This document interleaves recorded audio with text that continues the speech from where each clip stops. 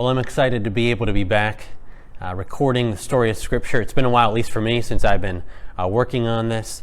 We now have a new building as our church, Richfield Bible Church, and that's what we'll be doing hopefully the rest of the recordings as we work through the story of Scripture, especially in the New Testament.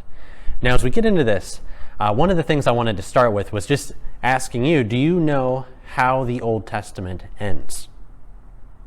So we looked at a lot of different things about how the Old Testament fits together, the main storyline of the Old Testament, but do you actually know how it ends?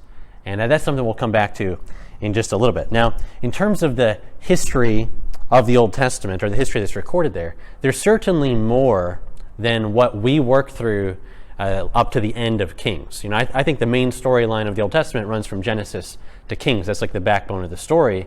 But there's more history in the Old Testament beyond where Kings leaves us, even though I would suggest that's the end of the primary story.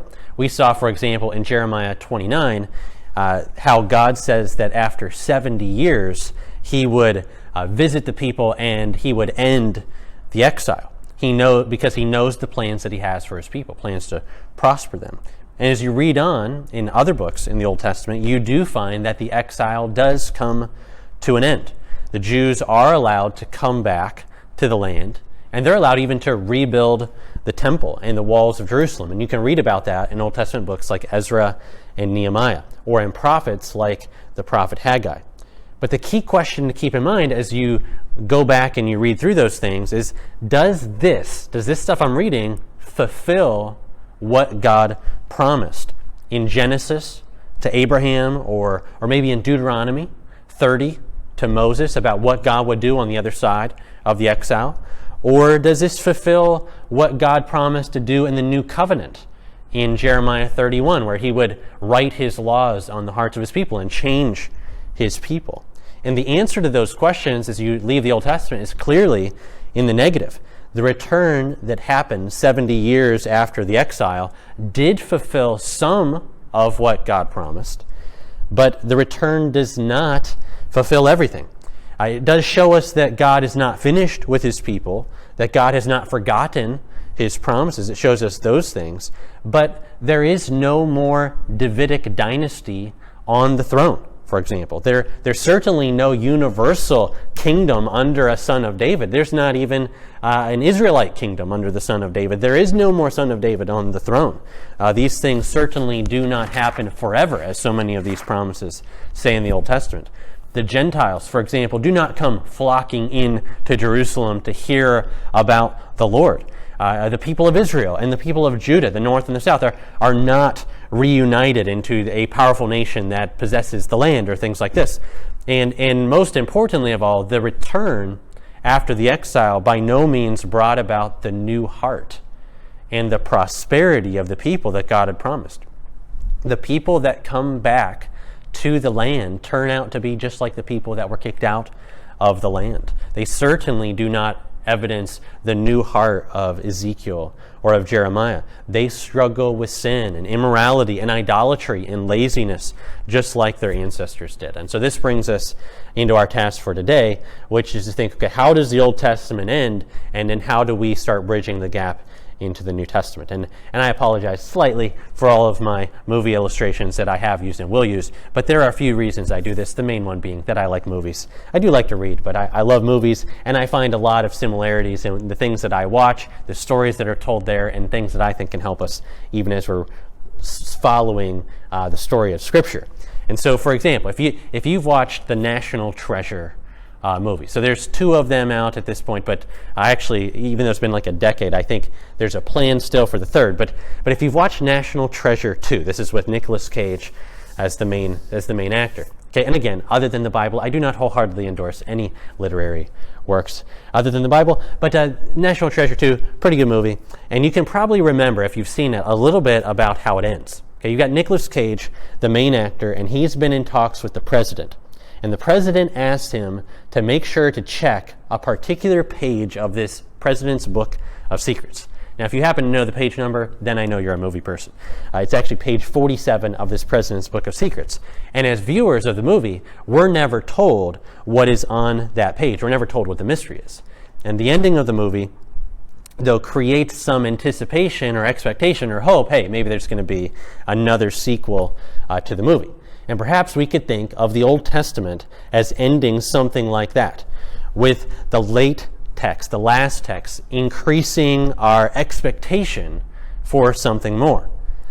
But then I want to critique my own illustration. Okay, so the illustration of National Treasure 2 is helpful in a certain way, but it's actually not the best kind of illustration if you want to understand what happens at the end of the Old Testament. And why not? It's not a great illustration because National Treasure 2 is basically complete on its own.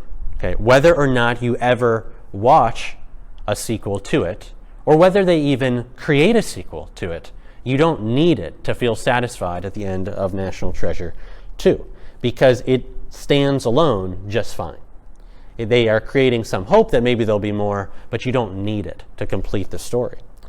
Now, a better illustration from a movie would be to go back to my faithful illustration of The Lord of the Rings. Now, I don't know if you've seen these, but if you haven't, you might want to watch them. You don't have to. But do you remember how the first one ends? And I'm not talking about the prequels, the Hobbit, but the story of The Lord of the Rings, which begins with the Fellowship of the Ring. Do you remember how the first movie ends? You have Frodo, the main character, and he has left the Fellowship. He set out on his own to try to get rid of the ring. And then his friend, his good buddy Sam, who's like my favorite character in the whole thing, he sticks with Frodo. And so at the very end of the first movie, The Fellowship of the Ring, you get this scene where Frodo and Sam have finally gotten to a vantage point where they can see Mordor, this evil city of darkness. And Frodo looks over to Sam and he says, I don't suppose we'll ever see them again. He's talking about his friends in Fellowship. And then Sam says, we may yet, Mr. Frodo, we may. And then Frodo kind of smiles and says, Sam, I'm glad you're with me. And then they start walking together toward Mordor as the picture fades into the darkness with somber music in the background. It's awesome. Okay. Now this is a better illustration of how the Old Testament ends. Why? Because it doesn't just create anticipation and suspense and expectation, but in fact, the story, The Fellowship of the Ring, is incomplete. If you only watched that movie, you would not be satisfied. You cannot walk away from it and feel like you've gotten what you need because it is incomplete. And that is more like the Old Testament. And so this comes back to my question of, do you know how the Old Testament ends? Now that question is a hard question to answer for a variety of reasons, but what I want to point out, it's hard to answer because you might need to ask me a follow-up question. Well, which ending of the Old Testament are you talking about? Because I want to try to trace from the Old Testament into the New Testament and cross this bridge between the Testaments, but I'm asking you, do you know how the Old Testament ends? But you might have to ask in response, well, which ending are you talking about? And if you're not familiar with what I'm referencing here, you go back to some of the very first videos in this story, or first recordings, where I talk about the fact that there are two different arrangements to the Old Testament. They have the same books, the same content, but if you followed a Hebrew Bible, which would be basically our Old Testament, it follows a different order than our English Bibles do, especially after the books of Kings. And where that plays out is in how the Old Testament ends. The Hebrew Bible ends in a very different place with a very different feel than our English Bible Old Testament ends.